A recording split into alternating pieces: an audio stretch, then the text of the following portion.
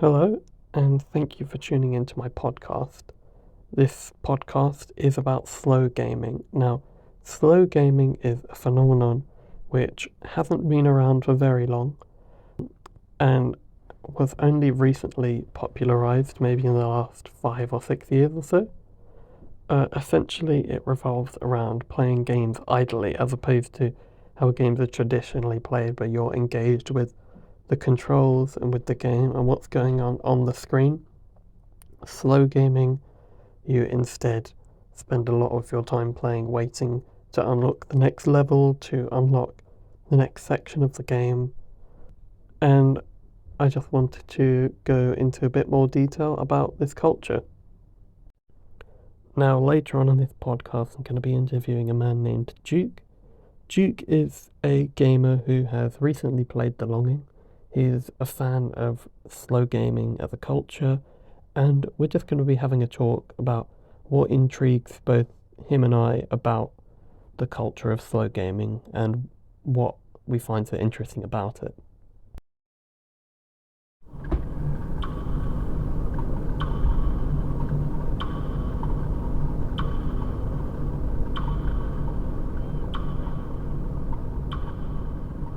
The sound you just heard is water droplets dropping from the ceiling into a large hole. The player has to wait for this hole to fill up with the water droplets in order to swim across. This process takes 30 days.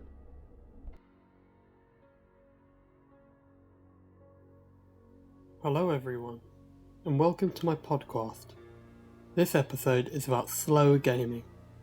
Slow gaming is a type of gaming which involves playing something largely in idle, as opposed to staying constantly engaged with the game. This means instead of playing constantly, the player must wait several minutes, hours, or even days in order to progress in the game. An example of slow gaming is The Longing, which is a game about a character who must wait 400 days in underground caves before awakening his king, thereby ending the game.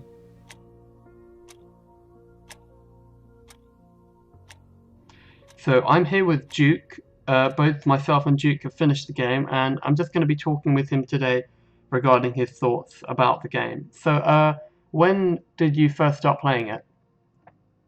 I believe it was sometime in May of 2021. Okay, and were you still in a lockdown when you started playing it?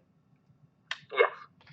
And how did it make you feel with respect to being in a pandemic, with respect to being in a lockdown, given it's a game about isolation and loneliness and those sorts of themes? Did that make a difference to how you experience the game? Yeah, it was certainly something. After you've been in a lockdown for quite some time, I think it elevated the messages of it because you could relate to it more. Yeah. Of course, I could still talk to friends, but never quite the same. So, the Longing story was originally inspired by the Kifhauser legend, particularly by a dwarven character within the poem Kifhauser Mountains Barbosa, which was written by Friedrich Ruckert. And this poem was based upon the legend, the Kifhauser legend. The dwarf was tasked with checking every 100 years to see if the king was ready to awaken, and Anselm Piater, the director of The Longing, found the character very interesting and focused in on it and its mental state. As such, much of the game was built around the theme of loneliness. What about the game intrigued you enough to buy it in the first place? Because when you check out the Steam page or the Nintendo eShop page, it's very honest in that it's a game which takes a lot of waiting, a lot of sitting there just waiting for the next thing to happen. What about that intrigued you? It's kind of ephemeral in that way. It was something you don't really see a lot, and it had a really specific art direction that I was invested in. Okay, yeah. And what were your thoughts having completed the game? Well, I really think about what I could have done because as I was playing the game, I thought I was set on awakening the king. I knew there were other ways out, but I thought that there must be some grand purpose. But after figuring out what that grand purpose was, it felt kind of empty. Yeah, I see what you're saying. I think for me, it kind of felt like so you remember the Tamagotchis that people used to have like years ago?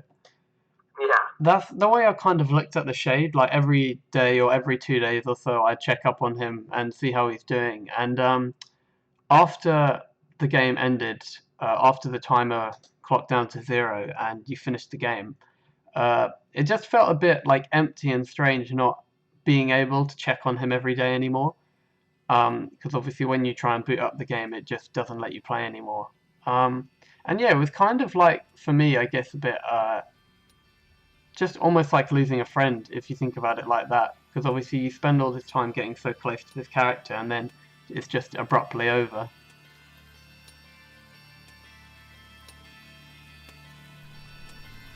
So the sound you can hear right now is the character mining for crystals. Um, Normally takes around, well, it can take anywhere from 3 to 15 minutes to mine a single crystal, and there's about 15 of them or so in the game. So this is just another example of something that the player can do in the game to pass the time. And that's ultimately what the game is about, just finding different things to do to pass the time, because you have a lot of time to pass.